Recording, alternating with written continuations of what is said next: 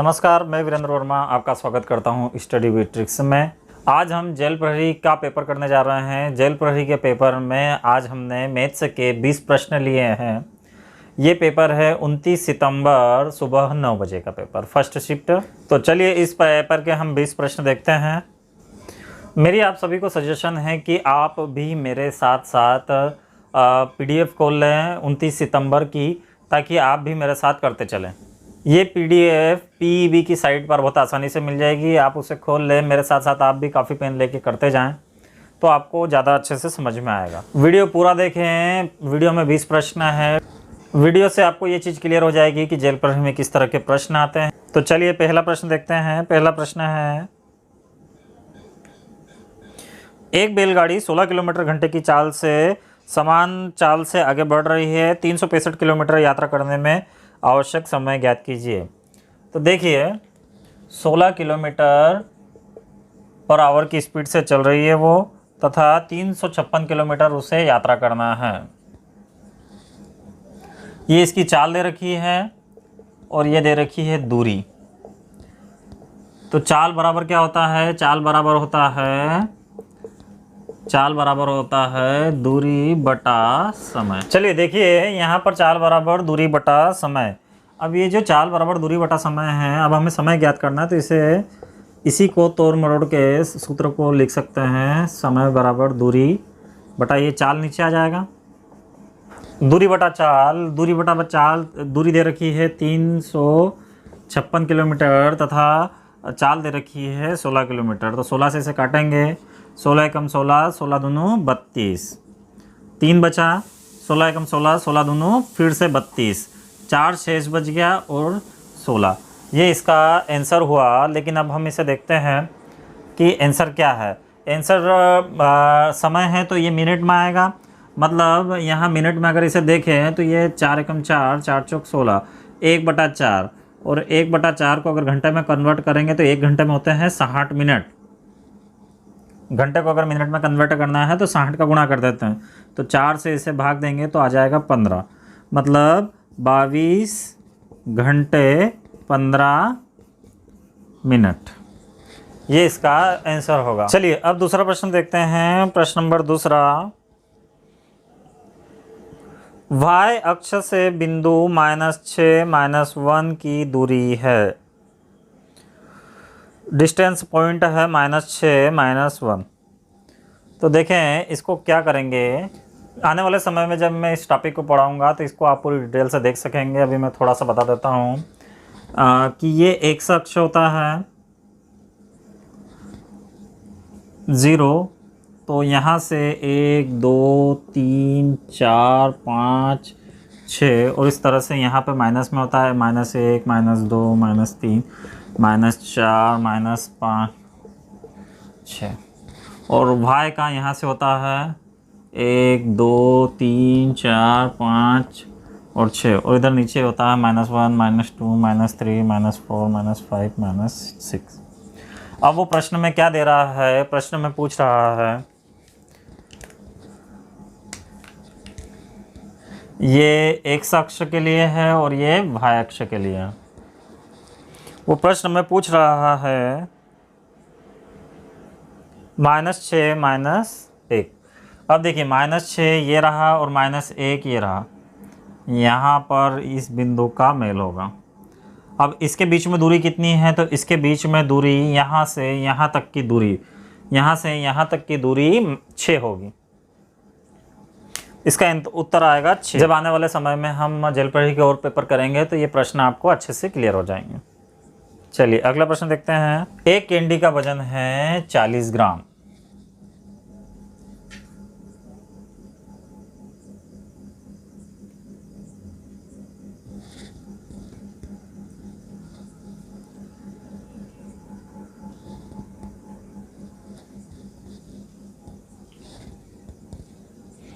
देखिए एक कैंडी का वजन है 40 ग्राम।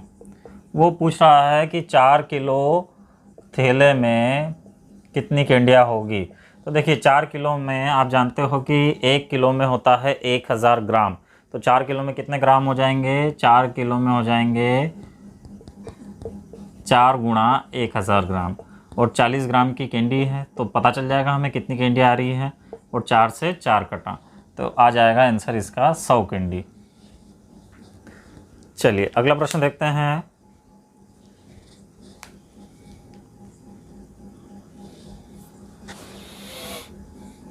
प्रश्न नंबर 4, ये भी चाल समय दूरी पर आधारित है। यदि व्हेल शार्क प्रति 5 किलोमीटर घंटे की चाल से चलती है तो तीन घंटे में कितनी दूरी तय करेगी। तो दूरी पूछा है, तो दूरी का सूत्र होता है दूरी बराबर चाल गुणा समय। तो यहाँ पर 5 घंटे की चाल दे रखी है और समय दे रखा है 3 घंटे में, तो 5 तिया 15, इसका उत्तर आ जाएगा 15। चलिए अगला प्रश्न देखते हैं। प्रश्न नंबर 5, प्रीति अपनी यात्रा का 40% पैदल और शेष बस द्वारा तय करती है। यदि उसे 80 किलोमीटर की दूरी तय करना है तो उसके द्वारा बस से की गई दूरी ज्ञात करना है। चलिए देखते हैं प्रश्न को। प्रीति अपनी यात्रा का 40% पैदल, तो 40% पैदल करती है, तो बाकी जो 60% है वो करेगी बस से तय। ठीक है, आगे देखते हैं। यदि उसे 80 किलोमीटर की दूरी तय करना है तो उसके द्वारा बस से की गई दूरी क्या होगी। टोटल दूरी है 80 किलोमीटर, उसे बस से तय करना है, और वो पूछ रहे हैं कि बस से तय की गई दूरी कितनी है। तो बस से तय की गई दूरी है 60%। प्रतिशत का मतलब होता है बटा 100, 0 से 0 कटा, 0 से 0 कटा, 8 6 48, तो उसकी दूरी कितनी है 48 किलोमीटर। चलिए प्रश्न नंबर 6 देखते हैं। प्रश्न नंबर 6 है, यदि एक कक्षा में 50 छात्रों का प्रतिनिधित्व करने के लिए एक सेब का प्रयोग किया गया तो 225 छात्रों के प्रतिनिधित्व करने के लिए कितने सेबों की आवश्यकता होगी। चलिए देखें, 50 छात्रों का प्रतिनिधित्व करने के लिए एक सेब का प्रयोग करा है, तो 225 छात्रों का प्रतिनिधित्व करने के लिए इसे चले देखते हैं। 50 छात्र के लिए एक सेब दे रखा है उन्होंने, तो 225 छात्रों के लिए क्या होगा, क्वेश्चन मार्क देखते हैं। 225 में क्या करना है, 50 का भाग दे देना है। 50 चौक 200, 25 बचा, अब भाग नहीं जा रहा है तो दशमलव लगा लेंगे, यह हो गया 250, और 50 पंजे 250, तो 4.5, इसका उत्तर आएगा 4.5। चलिए प्रश्न नंबर 7 देखते हैं। एक पैकेट में 14 पात्र है। एक पैकेट में 14 पात्र हैं, और 14 पात्रों में एक पात्र में 8 कैप्सूल हैं, और एक पात्र में कितने हैं, 8 कैप्सूल हैं। यदि कुल 520 कैप्सूल है तो पात्र में कैप्सूल पैक करने के लिए कितने पैकेटों की आवश्यकता है। पैकेट पूछा है उन्होंने, टोटल दे रखे हैं कैप्सूल 23,520 कैप्सूल दे रखे हैं। तो देखिए इसमें 23,520 कैप्सूल में पैकेट पूछ रहा है वो, तो पैकेट के लिए एक पैकेट में 14 पात्र थे तथा 14 पात्र में हर पात्र में 8 कैप्सूल थे, तो भाग दे देंगे इसका। तो पहले इसको 8 से भाग दे देते हैं, 8 दूनी 16, कितना बचा 7, 8 9 की 72, कितना बचा 3, 8 चौक 32। अब 14 का भाग दे देते हैं, 14 दूनी 28, एक बचा, 14 एकम 14 और 0 का 0। आंसर आया हमारा 210। चलिए अगला प्रश्न देखते हैं। 69,853 में घन 69,853 के घन में इकाई का अंक क्या होगा। देखिए प्रश्न है 69,853 में इकाई का अंक क्या होगा इसके घन में। तो देखिए घन का मतलब होता है घात 3। अब जो घात 3 लगेगी वो घात 3 किस पर लगेगी, इकाई के अंक जो परिवर्तित अंक होगा वो अंक ये परिवर्तित होगा। इन अंकों से हमें कोई मतलब नहीं है बाकी के अंकों से। और 3 का घन मतलब 3 बार लिखेंगे इसे, वर्ग का मतलब घात 2 होता है तथा घन का मतलब होता है घात 3। अब 3 तिया 9 तिया 27, मतलब जो इकाई के अंक से मतलब है हमें, तो इकाई का अंक आ रहा है 7। इकाई का अंक आ रहा है 7, इसका आंसर हो जाएगा 7। चलिए अगला प्रश्न देखते हैं। चर सहित सही समीकरण का चयन करें। तो देखिए चर में जो 4 ऑप्शन दिए हैं इसमें 3 ऑप्शन ऐसे ही कट रहे हैं, क्योंकि चर में इक्वल होना, बराबर का चिन्ह होना जरूरी है, तभी वो चर होगा।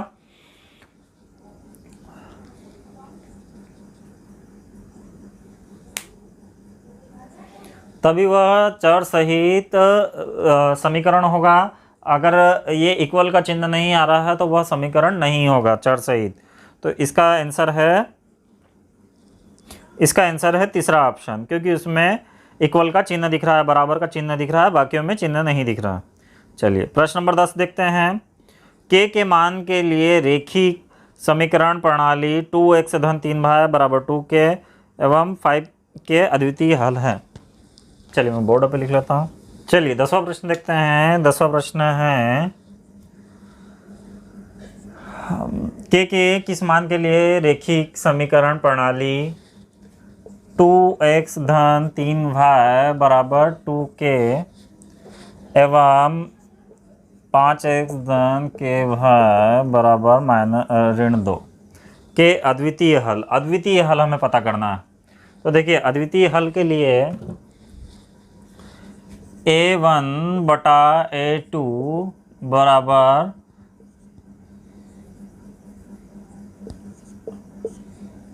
बराबर b1 b2, ये इसके लिए अद्वितीय हल के लिए, ये अद्वितीय हल के लिए होगा। अब a1 दिया है 2, b1 दिया है 3, a2 दिया है 5 और b2 दिया है k। अब इसे हल कर लेंगे तो ये k यहाँ पर आ जाएगा, 5 दिया 15 और बटे में 2, ये इसका आंसर हुआ। चलिए ये इसका आंसर हुआ। हमारे 10 प्रश्न कंप्लीट हो चुके हैं। चलिए 11वां प्रश्न देखते हैं। चलिए प्रश्न नंबर 11 देखते हैं। प्रश्न नंबर 11 है, यदि m-4 और 2 के बीच एक मध्य बिंदु है तो m के लिए पूर्णांक लिखें। -4 और -4 और 2। तो देखें क्या होगा, -4 -3 -2 -1 0 1 और 2। इसके बीच में मध्य बिंदु क्या है, मध्य बिंदु है यहाँ से 3 छोड़ दो, 1 2 3 और यहाँ से 3, तो इसका मध्य बिंदु क्या हुआ, इसका पूरे का मध्य बिंदु हुआ -1। इसका आंसर आएगा -1। चलिए अगला प्रश्न देखते हैं। अगला प्रश्न 23.04 का वर्गमूल ज्ञात कीजिए। 23.04 का वर्गमूल। तो देखिए 23.04 देखिए इसकी वर्ग और घन निकालने की बहुत आसान ट्रिक्स है। ये आने वाले लेक्चर में मैं आपको बताऊंगा।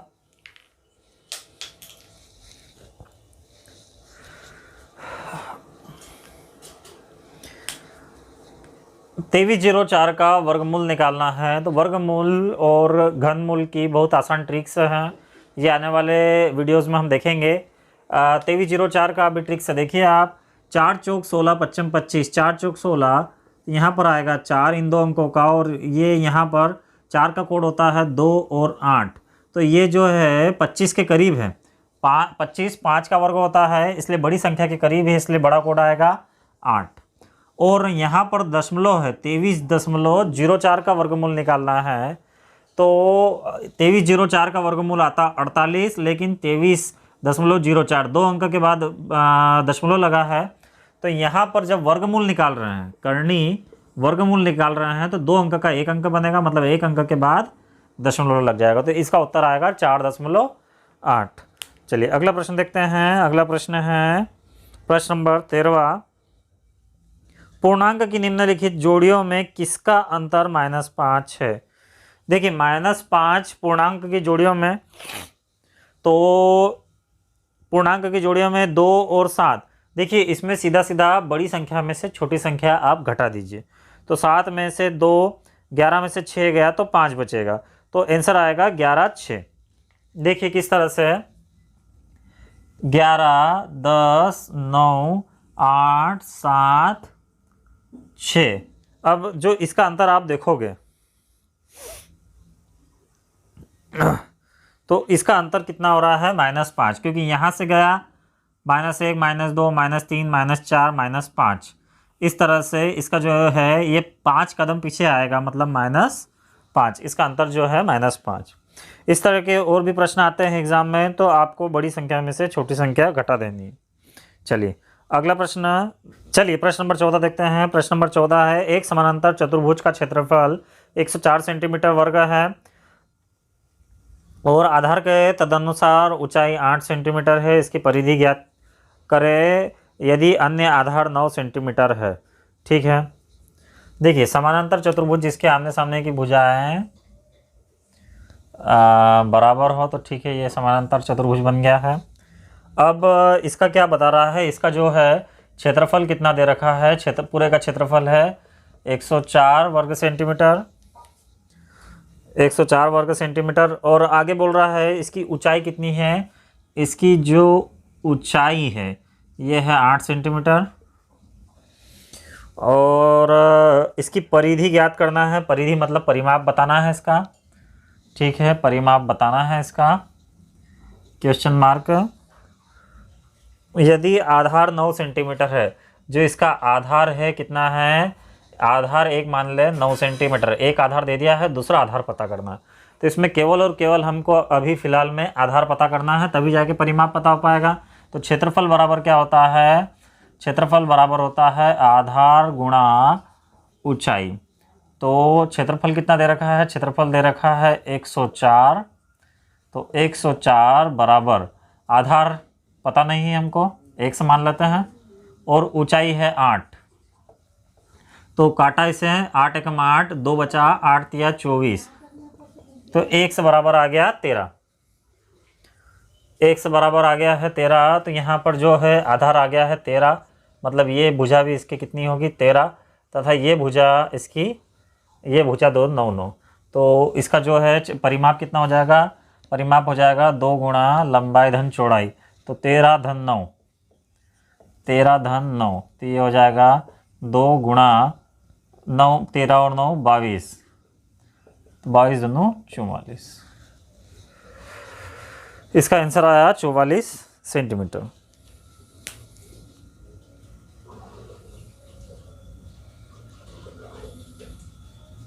चलिए प्रश्न नंबर अगला देखते हैं। प्रश्न नंबर 15, निम्नलिखित में से कौन 6xy का वर्ग -11 में x का गुणांक है? तो देखिए 6xy के वर्ग में -11 में x का गुणांक, देखिए यहाँ पर आपको देखना है x का गुणांक। अब x का गुणांक देखना है तो x को जब हम हटाएंगे तो x के जो गुणांक है वो हो जाएंगे 6y का वर्ग। चलिए अगला प्रश्न, प्रश्न नंबर 16। प्रश्न नंबर 16 देखते हैं। एक ड्रम 2/3 भरा हुआ है। यदि ड्रम को भरने के लिए और अधिक 50 लीटर की आवश्यकता है, तब ड्रम की क्षमता बताइए। तो क्षमता देखते हैं अपन ड्रम की। ड्रम जो है कितना भरा हुआ है? 2/3 भरा हुआ है और इसमें 50 लीटर की आवश्यकता है। देखिए अनुपात में मतलब 3 हिस्से में से 2 हिस्से भरे हुए हैं, एक हिस्सा खाली है। और ये जो एक हिस्सा खाली है वो बता, आगे बोल रहा है प्रश्न में कि 50 लीटर की उसमें आवश्यकता है। और हिस्सों में कितने की आवश्यकता है? 3 हिस्से हैं, 3 हिस्से में से 2 हिस्से भरे हुए हैं, एक हिस्से की आवश्यकता है, तो एक हिस्सा है 50 के बराबर। तो उसमें अगर प्रश्न में ये पूछे कि उसमें कितना भरा हुआ है, तो 50 दूनी 100 भरा हुआ है, तथा कितने की आवश्यकता है? तो 50 गुणा 3 कर देंगे तो 50 तिया हो जाएगा 150, मतलब 150 लीटर की उसकी क्षमता है। चलिए आगे देखते हैं प्रश्न नंबर 17। -3/2 गुणा 3/7 मंझला कोष्टक धन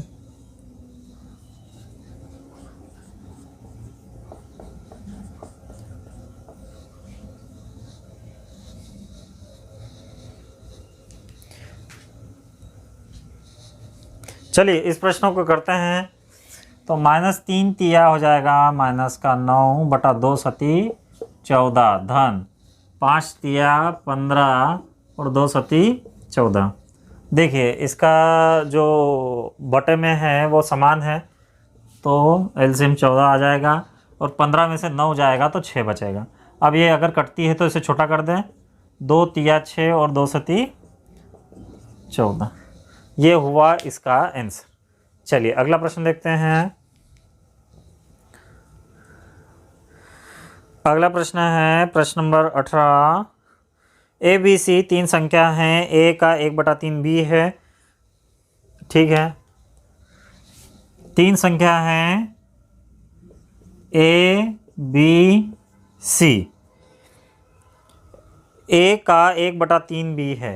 देखिए ए का 1/3 बी है, ठीक है, ये बाद में लिखते हैं। सी 75, सी दे रखा है इन्होंने, कितना दे रखा है, सी 75, जो कि ए से 30 अधिक है। देखिए ये जो सी है ये ए से 30 अधिक है, मतलब ये 30 अधिक है तो ए सी से 30 कम होगा, तो 30 कम मतलब 45। अब पहली लाइन पे गौर करिए कि ए का 1/3 बी है, मतलब जो बी है ए का 1/3 है, तो इसका बटा 3 मतलब इसका तीसरा हिस्सा, तो 15 तिया 45। ये बी कितना है, 15 है। 45 गुणा 1/3 कर दिया, मतलब 3 से भाग दे दिया हमने, तो आ गया 15।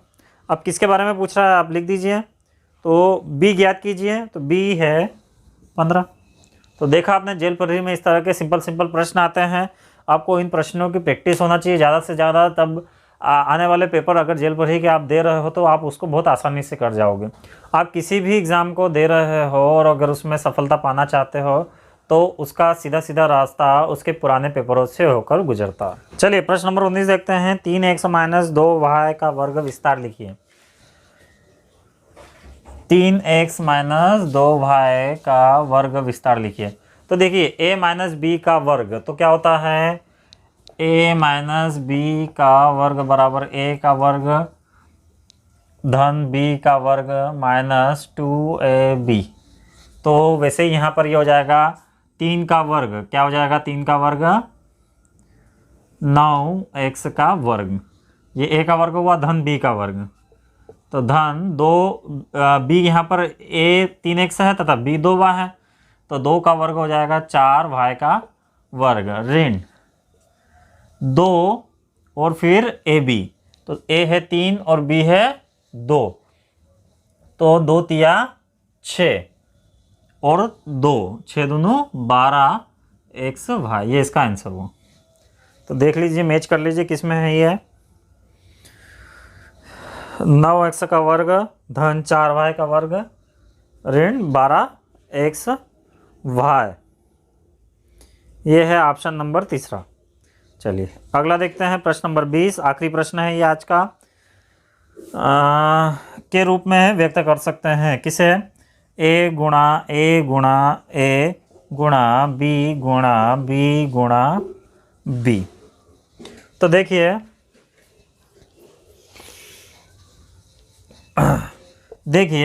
a कितनी बार है, 3 बार है। आधार समान है, बीच में गुणा का चिन्ह है तो घातें जुड़ जाती हैं, तो 1 2 3 और फिर गुणा का चिन्ह है b, तो वैसे ही b की घात कितनी हो जाएगी, b कितनी बार है, 3 बार गुणा में है, मतलब b की घात हो जाएगी 3। अब a की घात 3 b की घात 3 गुणा का चिन्ह है, तो अगर घातें समान हैं, आधार अलग अलग है, बीच में गुणा का चिन्ह है, तो घातें 1 हो जाएगी और आधार इस तरह से हो जाएगा a गुणा b, ab की घात 3। तो ये था हमारा जेल प्रहरी का पेपर। किस तरह से आपको जेल प्रहरी का पेपर लगा, किस तरह से प्रश्न टफ लगे, सरल लगे, कमेंट में आप बताइए। अगर वीडियो अच्छा लगा, वीडियो काम के है तो चैनल को ज़रूर सब्सक्राइब कीजिए। ज़्यादा से ज़्यादा ज़रूरतमंद तक ये वीडियो पहुंचाइए। आने वाले समय में कभी पॉसिबल हुआ तो मैं सभी एग्ज़ामों के पेपर आपको करवाने की कोशिश करूँगा। मिलते हैं जल्द ही अगले वीडियो में। धन्यवाद।